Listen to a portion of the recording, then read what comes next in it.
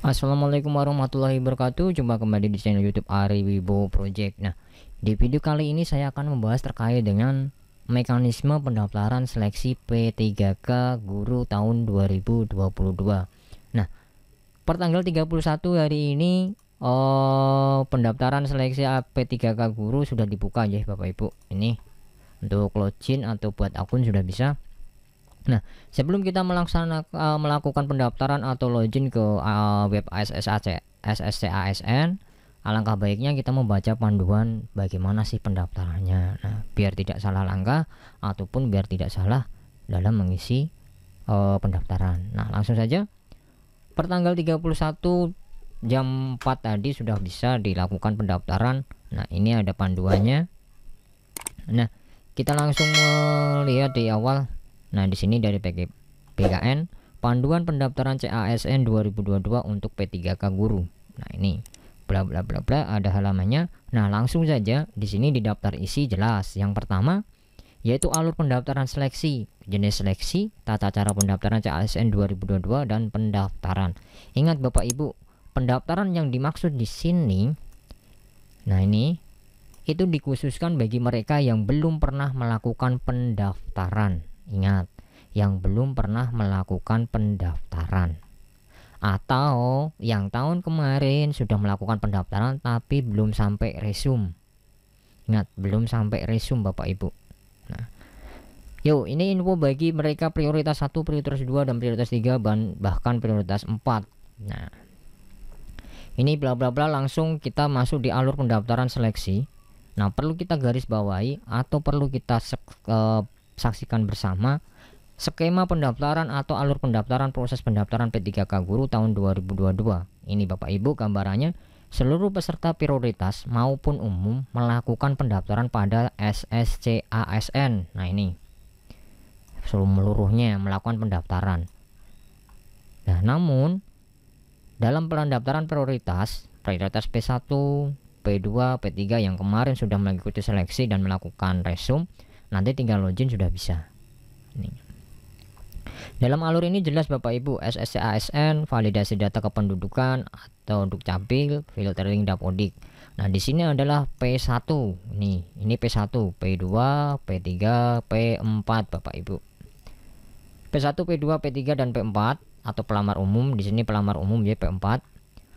P1 pada proses ini ada tahapan konfirmasi oleh peserta. P1 bisa turun menjadi prioritas P2, P3, P4 dan bahkan P4 bisa naik status menjadi P2 atau P3. Nah, di sini sudah jelas P1 kemarin yang sudah mengikuti seleksi P3K tahun 2021, di sini adalah penempatan. Ini jelas sesuai dengan Permen-PAN nomor berapa itu yang beredar sebelumnya. Sisa formasi akan dialihkan ke P2. Kalau masih ada sisa formasi dialihkan ke P3 dan ke pelamar umum. Pelamar umum melakukan ujian seleksi UNBK berbasis UNBK. Nah, ini database. Di sini adalah database nilai Kemdikbud, seluruh nilai kompetensi P3K guru P1, P2, P3 dan pelamar umum. Di sini pengolahan nilai, masa sanggah nilai, jawab sanggah nilai, hasil pengumuman akhir. Ini adalah alur Bapak Ibu. Nah, langsung saja. Jenis seleksi pada tahun ini terdapat 3, yaitu P3K guru, P3K tenaga kesehatan dan P3K teknis sama. Kenapa di sini alur mekanisme pendaftaran P3K? Karena apa? Di sini ada 3. Ini yang jelas P3K tenaga kesehatan dan tenaga teknis itu belum pernah melakukan pendaftaran. Mereka nol ataupun belum pernah upload sama sekali dokumen di web SSCASN. Hal yang harus dipersiapkan. Nah, ini ingat Bapak Ibu, dalam persiapan pendaftaran yang pertama adalah kartu keluarga. Nah, kartu tanda penduduk atau KTP, ijazah, transkrip di scan Bapak Ibu, scan. Terus yang kelima adalah pas foto menggunakan latar belakang merah. Ini perlu diperhatikan Bapak Ibu, berlatar belakang merah. Kalau kemarin kalau nggak salah di awal itu biru boleh atau gimana kurang paham, tapi yang tahun ini adalah menggunakan latar belakang merah seperti pendaftaran di non ASN kemarin. Dokumen lain sesuai dengan ketentuan jenis seleksi dan instansi yang akan dilamar, misalnya ada serdik untuk jenjang guru. Nah, tata cara pendaftaran CASN di tahun 2022 hampir sama dengan tahun 2021. Perbedaannya adalah di tahun 2022 bagi pelamar P1, P2, P3 dan P4 yang sudah pernah melakukan pendaftaran tidak perlu melakukan pendaftaran, hanya melakukan login. Nanti di sana kita isi yang terkait dengan data mereka. Nah, ini kita perhatikan portal SSN bahkan memuat seluruh informasi terkait proses rekrutmen CASN 2022. Pelamar wajib memahami tata cara dan syarat pendaftaran dengan cermat dan teliti. Terdapat beberapa menu yang tersedia pada portal SSCASN tahun 2022 ini. Banyak sekali perbedaannya. Pendaftaran akun. Nah, ini pendaftaran akun mungkin kita prioritas 1 tinggal melakukan login. Ingat, prioritas P1 yang sudah pernah mengikuti pelaksanaan seleksi ASN P3K tahun 2021, baik entah itu PG ataupun belum PG, mereka tinggal login atau update data nanti. Pendaftaran akun. Nah, di sini ada pendaftaran akun SSCASN hanya dilakukan bagi pelamar P3K guru yang belum memiliki akun. Nah, ini perhatikan Bapak Ibu di sini, yang belum memiliki akun. Bagi pelamar yang telah memiliki akun SSCASN dan terdaftar sebagai peserta seleksi P3K guru pada tahun 2021, tidak perlu membuat akun lagi. Gunakan akun SSCASN pada tahun 2021. Nah, ini Bapak Ibu perlu digarisbawahi. Sebelum Bapak Ibu melangkah, jangan klik daftar, tapi kliknya login. Ini bla bla, ini buat akun. Ini bagi pelamar yang belum melaksanakan atau belum melakukan pendaftaran pada web SSCASN tahun 2021. Ini kita lewati. Bla bla bla bla bla. Nah, kita lewati. Nah, ini yang perlu diperhatikan, ini sudah tidak perlu, udah ada, ini udah bla bla. Nah, ini berikut peserta akan diarahkan langkah pembuat pendaftaran selesai. Ini kita sudah sampai di sini. Nah, ini untuk melakukan pendaftaran akun, aksesnya paling daftar, pastikan Anda menggunakan browser. Masukkan username dan password Anda dengan benar, lalu klik masuk. Nah, ini Bapak Ibu, ini adalah yang diklik untuk login. Ini yang sudah punya akun kemarin, login SSCASN. Bapak Ibu ingat-ingat password, passwordnya adalah, usernya adalah NIK Bapak Ibu, kalau passwordnya adalah pribadi masing-masing. Silahkan. Jika pada tahun 2021 pelamar merupakan peserta seleksi P3K guru yang melakukan pendaftaran sampai pada tahap akhir proses pendaftaran dan atau hanya mengisi kelengkapan dokumen, tidak akhir proses pendaftaran, pelamar akan diarahkan ke langkah kedua, pemilihan jenis seleksi. Nah, ini perhatikan Bapak Ibu. Di sini bagi pelamar yang kemarin belum pernah mengikuti tes, berarti kan belum diakhiri kemarin, belum sampai ke tahap akhir, masih di awang-awang, kelupaan, belum diresum ya. Nanti Bapak Ibu akan diarahkan ke menu kedua ini, memilih jenis seleksi Bapak Ibu. Nah, akan memilih jenis seleksi. Berhasil login langkah kedua. Jika pada tahun 2021 pelamar merupakan peserta seleksi P3K guru yang hanya sampai pada tahap pengisian biodata atau tidak akhir proses pendaftaran, pelamar akan diarahkan ke langkah 1, biodata ini. Berhasil login langkah 1. Setelah pelamar berhasil membuat akun, akses SSCASN, kemudian klik tombol login yang tertera di sudut kanan atas, kemudian masukkan username dan password yang telah dibuat sebelumnya. Username adalah NIK, tekan tombol masuk untuk melakukan proses pendaftaran atau login. Nah, ini. Nah, pengisian biaya pendaftaran, nama sesuai ijazah tanpa gelar, gelar depan ijazah, gelar depan belakang. Nah, ini bla bla bla bla. Ini kita skip, kita langsung ke pokok pembahasan. Apabila pelamar merupakan penyandang disabilitas, nah ini bla, kita next. Sekarang kita sudah melakukan pendaftaran. Nah, ini pemilihan jenis seleksi Bapak Ibu. Kategori pelamar dalam seleksi rekrutmen guru ASN P3K Kemdikbudristek tahun 2022 yaitu ada 4. Pelamar prioritas 1. Pelamar prioritas 1 adalah bagi mereka yang sudah memenuhi nilai ambang batas pada tahun 2021. Pemenuhan kebutuhan guru dari kategori pelamar prioritas 1 dilakukan berdasarkan urutan sebagai berikut. Ini sesuai dengan Permenpan RB nomor berapa itu terkait dengan urutan prioritas 1. Yang pertama adalah THK 2, guru non ASN, lulusan PPG dan guru swasta. Pelamar prioritas 2, pelamar prioritas 2 merupakan tenaga honor kategori 2 yang tidak termasuk dalam THK 2 pada kategori pelamar prioritas 1 atau honorer K2 yang kemarin tidak ikut daftar. Pelamar 3 adalah guru non ASN yang sudah terdaftar di Dapodik paling tidak 3 tahun atau 6 semester. Pelamar umum adalah lulusan PBG atau pelamar yang terdaftar di Dapodik. Ini yang terdaftar di Dapodik, entah itu 1 tahun atau 1 bulan, yang penting terdaftar. Pelamar prioritas 1, jika pelamar masuk dalam prioritas 1 dan mendapatkan formasi, maka pada saat pemilihan jenis seleksi, sistem akan menampilkan data pada Dapodik pelamar serta memberikan keterangan. Anda mendapatkan penempatan, lokasi penempatan akan Anda akan ditetapkan pada saat pengumuman. Ini di sini. Kalau masuk dalam pelamar prioritas 1, nih. Nanti akan ada notifikasi Anda mendapatkan penempatan, lokasi penempatan akan dilaksanakan pada tahun pengumuman. Kemudian pelamar mengisi pendidikan pelamar pada kolom pendidikan, pilih satu pendidikan yang paling sesuai dengan yang Anda miliki, kemudian klik tombol selanjutnya. Jika pelamar tidak mengisi kolom pendidikan, maka tombol selanjutnya tidak akan aktif. Ini pendidikannya harus diisi sesuai dengan ijazah Bapak Ibu. Yang ketiga, jika pelamar masuk dalam kategori prioritas 1 namun tidak mendapatkan kuota penempatan, maka pada saat pemilihan jenis seleksi, sistem akan menampilkan data pada Dapodik pelamar. Sistem akan memberikan keterangan, mohon maaf, formasi pada instansi sudah tidak tersedia, Anda tidak dapat melanjutkan pendaftaran ini. Nah, ini disinilah bagi pelamar prioritas 1 yang tidak dapat penempatan, tidak dapat tempat atau belum dapat ditempatkan, maka muncul di sini tidak bisa melanjutkan. Prioritas 1 tidak mendapat formasi.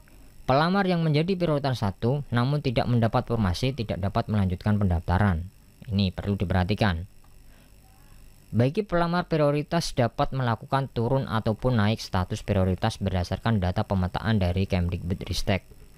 Jika pelamar merupakan pelamar prioritas 1 namun tidak mendapat penempatan, pelamar dapat memilih untuk turun prioritas pada saat pemilihan jenis seleksi. Sistem akan menampilkan data pada Dapodik pelamar. Sistem akan memberikan keterangan, Anda tidak mendapatkan penempatan, Anda diperbolehkan untuk turun prioritas. Ini perhatikan, bagi P1 atau prioritas 1 bisa turun ke P2 atau P3 atau P4. Kalau tidak dapat penempatan seperti ini, bisa melakukan turun prioritas. Dengan kata lain, jika pelamar bersedia untuk turun prioritas, pelamar dapat menekan tombol turun prioritas. Setelah pelamar menekan tombol status turun status, sistem akan menampilkan notifikasi berhasil turun sehingga muncul seperti ini. Klik baiklah. Setelah prioritas berhasil diperbarui, status prioritas baru akan ditampilkan pada kolom status prioritas. Nah, nih, sehingga di sini nanti akan bisa mengeklik selanjutnya. Nah, di sini prioritas 1 turun ke prioritas 3, prioritas 1 turun ke prioritas 4. Jadi prioritas 1 itu bisa sampai turun ke prioritas 4. Data yang tampil adalah data berdasarkan data Dapodik dan database Kemdikbudristek. Jika terdapat perbedaan, harap menghubungi layanan Kemdikbudristek.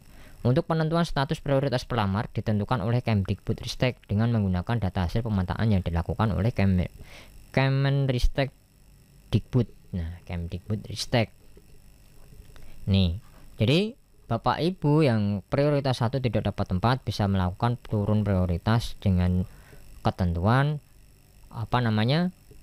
pemetaan berdasarkan Kemdikbudristek yang dilakukan jauh-jauh hari sebelumnya. Pelamar prioritas 2. Jika pelamar masuk dalam kategori prioritas 2, sistem akan menampilkan pesan Anda terdeteksi sebagai XTHK2. Silahkan memasukkan nomor peserta XTHK2. Pelamar harus mengisi nomor THK2 dan memilih tombol update status P2. Nah, ini kalau statusnya P2 atau THK2. Nah, ini jika data XTHK2 ditemukan, pelamar dapat memilih tombol selanjutnya untuk melakukan proses pendaftaran. Pelamar prioritas 3. Jika pada saat login ke SSC ASN, pelamar termasuk pada kategori prioritas 3 namun tidak mendapat kuota penempatan, pelamar tidak dapat melanjutkan pendaftaran. Nah, ini sama. Jika pelamar merupakan XTHK2, pelamar pada prioritas 3 dapat mengajukan perubahan prioritas menjadi prioritas 2 dengan catatan Data pelamar harus ada pada database THK2. Jika pelamar ingin update status menjadi P2, pelamar memilih tombol pilih update status P2. Jika proses update status P2 berhasil, akan muncul notifikasi berhasil. Nah, seperti ini Bapak Ibu. Jadi keunggulan dari THK2 itu bisa naik turun ke prioritas. P1 pun juga sama. Nah, pelamar prioritas update status prioritas yang dijelaskan pada poin kedua hanya dapat dilakukan apabila pelamar merupakan THK2. Jika pelamar tetap ingin melanjutkan pendaftaran dengan status pelamar prioritas 3, pelamar wajib mencentang checklist. Data yang tampil adalah data berdasarkan data Dapodik dan database Kemdikbudristek. Jika terdapat perbedaan, harap menghubungi layanan helpdesk Kemdikbudristek. Pelamar prioritas 4 atau pelamar umum. Apabila pelamar prioritas 4 adalah tenaga X kedua, pelamar dapat mengajukan update menjadi prioritas kedua dengan memasukkan nomor peserta THK2. Pelamar prioritas 4 dapat update status prioritas menjadi prioritas 3 apabila pelamar adalah guru yang mengajar di sekolah formal negeri dan terdaftar di Dapodik selama 3 tahun atau 6 semester. Ini jika pelamar tidak memenuhi salah satu kondisi seperti pada poin 1 atau 2, pelamar dapat melanjutkan pendaftaran dengan mencentang checkbox lanjut mendaftar sebagai pelamar umum. Pelamar dapat melanjutkan pendaftaran dengan memilih tombol selanjutnya. Jika terdapat kuota pada instansi yang dilamar, pelamar dapat melanjutkan ke tahap pemilihan formasi. Namun, apabila pelamar tidak mendapatkan formasi, tombol selanjutnya tidak aktif. Data yang tampil adalah data berdasarkan data Dapodik dan database Kemdikbudristek. Jika terdapat perbedaan, harap hubungi layanan. Nah, ini untuk formasi Bapak Ibu. Kita lanjut ke bagian formasi. Pada tahapan ketiga mendaftar formasi, pelamar diminta untuk melengkapi data pendidikan, lokasi, dan jabatan yang akan dilamar. Setelah data terisi, pelamar mengisi kode TAPTA. Ini untuk pelamar yang baru daftar ya, pelamar umum atau pelamar yang belum terdaftar di tahun 2021. Terus riwayat. Nah, ini bla bla bla bla bagi yang belum pernah daftar. Namun untuk bagi yang sudah pernah mendaftar di tahun 2021, nanti tinggal mengisikan langkah ke-7. Pelamar prioritas 1 langsung masuk ke langkah 7 resume. Ini perhatikan Bapak Ibu, langkah ke-7 itu di sini Bapak Ibu, langsung resume. Kita tidak perlu melakukan preview upload dokumen ini sesuai pernyataan mekanisme ini. Setelah pelamar mengunggah semua dokumen yang dipersyaratkan tersebut, klik periksa kembali apakah dokumen yang diunggah sudah sesuai. Nah, ini pelamar prioritas P1 tahun 2021 itu langkahnya langsung ke 5.7 Bapak Ibu. Setelah pelamar melengkapi unggah dokumen, maka akan tampil halaman resume seperti gambar di bawah. Pelamar wajib membaca dan memeriksa kembali data-data yang telah diisi. Langsung ke resume Bapak Ibu, tanpa membeli materai berarti. Jika pelamar merasa belum yakin dengan data yang dicapainya, dengan instansi formasi jabatan yang dipilih, pelamar dapat kembali ke form sebelumnya dengan menekan tombol sebelumnya. Pada tahap ini, peserta harus memeriksa kembali seluruh data yang sudah diinput pada sistem.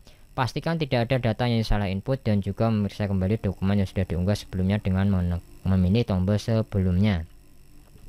Setelah pelamar yakin tidak ada kesalahan lagi, maka pelamar dapat menandai checklist seluruh kotak yang ada pada tampilan tersedia, mulai dari nama, instansi, sampai dengan persyaratan instansi. Jika seluruh kotak telah selesai ditandai, pelamar akan kemudian tandai kotak pernyataan dan menekan tombol berwarna merah akhiri proses pendaftaran. Dan mengklik tombol tersebut, pelamar bersedia menanggung akibat hukum apabila data peserta tidak sesuai dengan dokumen. Nah, sekian ini beberapa langkah. Sesaat setelah pelamar menekan tombol akhir proses pendaftaran, sistem akan memberikan peringatan kepada pelamar. Apakah benar-benar pastikan kembali semua data terkait pendaftaran. Jika pelamar yakin semuanya, kita tinggal ya. Berikutnya merupakan tampilan resume pendaftaran. Selanjutnya pelamar dapat melakukan cetak kartu pendaftaran CASN dengan menekan tombol cetak kartu pendaftaran CASN seperti ini. Nah, ini sudah tercetak semua kartunya dan pemerintah kabupatennya. Nah, sekian dari saya Ari Wibowo Project.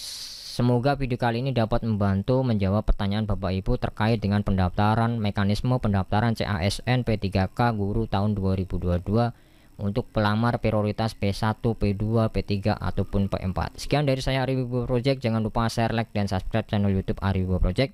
karena dukungan Bapak Ibu membantu saya dalam pembuatan video ini. Sekian, wassalamualaikum warahmatullahi wabarakatuh.